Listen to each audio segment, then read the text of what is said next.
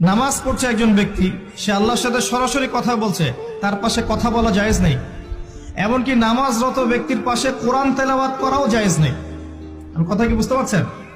একজন ব্যক্তি নামাজে দাঁড়িয়েছে, আল্লাহর সাথে কথা বলছে, পাশে আপনি কোরআন তেলাওয়াত করতে পারবেন না জোরে জোরে।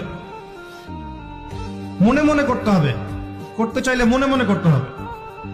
অনেক সময় মসজিদের ভিতরে দেখবেন নামাজ পড়া হচ্ছে, শোরগোল করছে।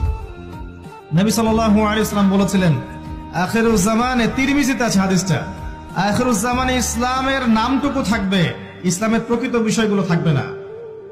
কোরআনের মাসহাফ থাকবে, যে মাসহাফ, কোরআনের মাসহাফটা থাকবে, এর শিক্ষাগুলো থাকবে না।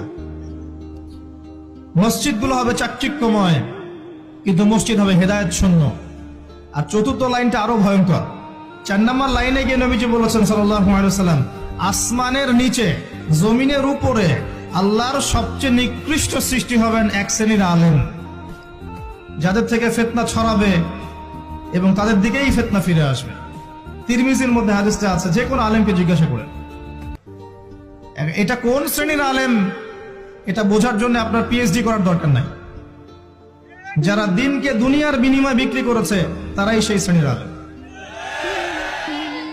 যারা সত্য কথা বলতে ভয় পেয়েছে, তারাই সেই শ্রেণীর আলেম। যারা সত্যকে মিথ্যার সাথে মিশ্রিত করেছে, তারাই সেই শ্রেণীর আলেম।